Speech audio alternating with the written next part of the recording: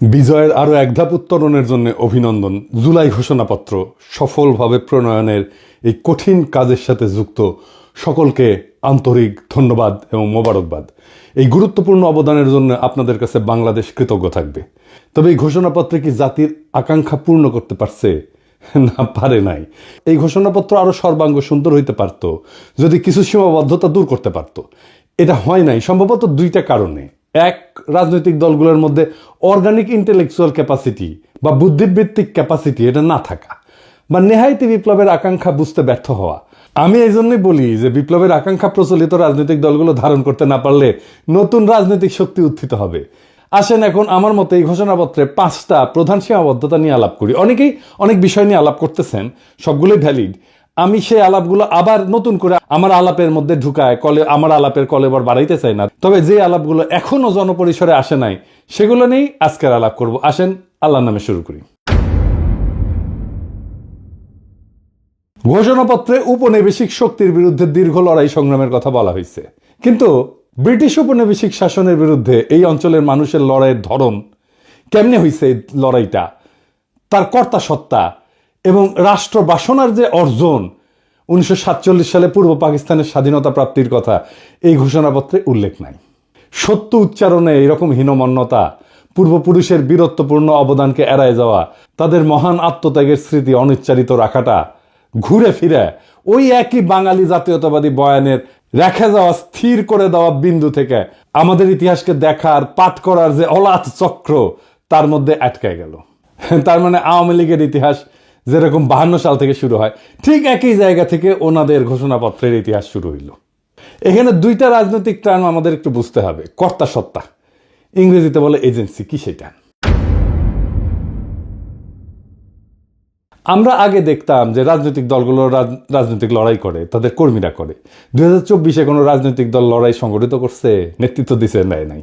জনতাই রাজনৈতিক লড়াইয়ের নির্মাতা হয়েছেন।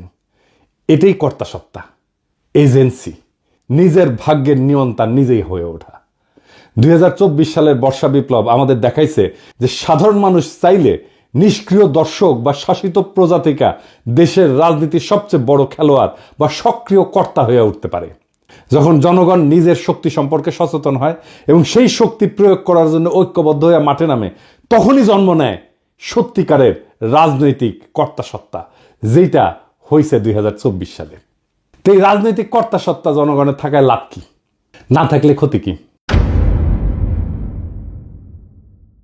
জনগণের রাজনৈতিক কর্তা সত্তা বা এজেন্সি একটা দেশের জন্য খুবই গুরুত্বপূর্ণ। সহজ ভাষায় এটা হলো জনগণের সেই ক্ষমতা যার মাধ্যমে তারা নিজেদের ভাগ্য নির্ধারণে সক্রিয় ভূমিকা পালন করে। এর থাকা বা না থাকার উপরে দেশের ভবিষ্যৎ এবং নাগরিকদের জীবনযাত্রার মান নির্ভর করে। যখন একটা দেশের মানুষের রাজনৈতিক এজেন্সি বা কর্তা সত্তা থাকে, তার অনেক ভালো ফল আছে। যেমন সরকারের জবাবদিহিতার স্বচ্ছতা নিশ্চিত হয়। জনগণ যখন সক্রিয় থাকে তখন সরকার যা খুশি তাই করতে পারে না। শাসকেরা জনগণের কাছে তাদের কাজের জন্য জবাবদিহি করতে বাধ্য থাকে। জনগণ প্রশ্ন করতে পারে, সমালোচনা করতে পারে এবং নির্বাচনের মাধ্যমে সরকারকে ক্ষমতা থেকে সরাইতেও পারে। এই এজেন্সি আমরা হারাই ফেলছিলাম। নাগরিক অধিকার সুরক্ষিত থাকে, মানে রাজনৈতিকভাবে সচেতন এবং সক্রিয় জনগণ তাদের সাংবিধানিক এবং মানবিক অধিকার, যেমন বাক স্বাধীনতা, সমাবেশের স্বাধীনতা, ন্যায় বিচার পাওয়ার অধিকার, এই সম্পর্কে সজাগ থাকে। কোনো সরকার এই অধিকারগুলো কেড়ে নেওয়ার চেষ্টা করলে জনগণ ঐক্যবদ্ধভাবে প্রতিরোধ গড়ে তোলে, যেটা আমরা করছিলাম। হাসিনা এগুলো সবগুলো আমাদের কেড়ে নিয়েছিল। এর ফলে রাষ্ট্রের সুশাসন এবং স্থিতিশীলতার প্রতিষ্ঠা পায়। যেমন জনগণ যখন নীতি নির্ধারণের প্রক্রিয়ায় অংশগ্রহণ করে তখন সরকারের গৃহীত সিদ্ধান্তগুলো আরও বাস্তবসম্মত হয়, গণমুখী হয়। এর ফলে সামাজিক উত্তেজনা কমে এবং দীর্ঘমেয়াদী রাজনৈতিক স্থিতিশীলতা তৈরি হয়। জনগণ অনুভব করে যে রাষ্ট্র তাদের কথা শোনে। 4 নাম্বার, সামাজিক ন্যায় বিচার এবং সমতা বৃদ্ধি পায়। সমাজের প্রান্তিক, দরিদ্র, অনগ্রসর এবং সুবিধাবঞ্চিত গোষ্ঠীগুলো তাদের এজেন্সির মাধ্যমে নিজেদের দাবি দাওয়া তুলে ধরতে পারে। এর ফলে রাষ্ট্র তাদের প্রতি নজর দিতে বাধ্য হয় এবং সমাজে অর্থনৈতিক এবং সামাজিক বৈষম্য কমে আসে।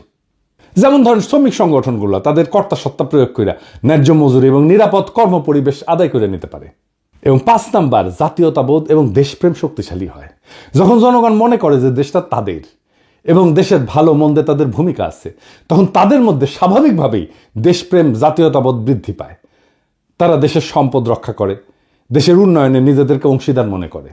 আর যেই দেশে জনগণের রাজনৈতিক এজেন্সি না থাকে সেই দেশে এক অন্ধকার পরিস্থিতি তৈরি হয়। সেই দেশের স্বৈরাচারী আর নিপীড়নমূলক শাসনের জন্ম হয়, যেটা হাসিনার আমলে হয়েছে।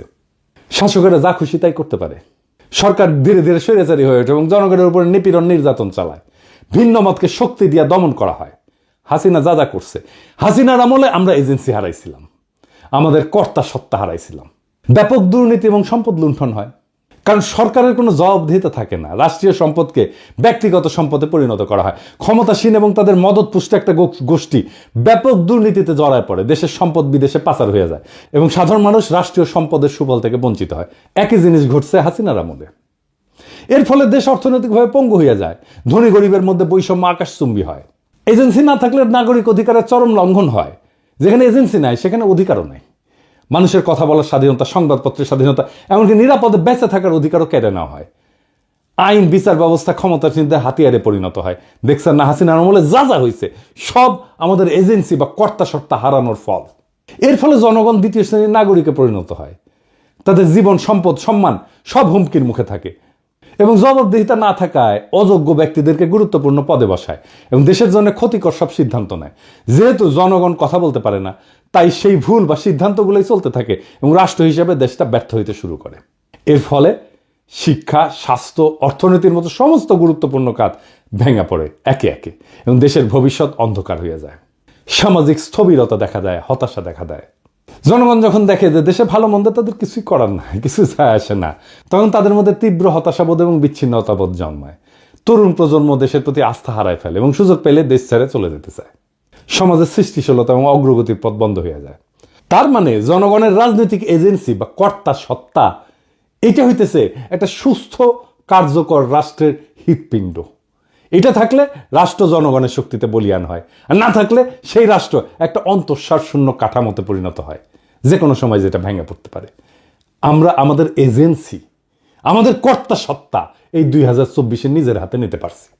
এইটাই 2024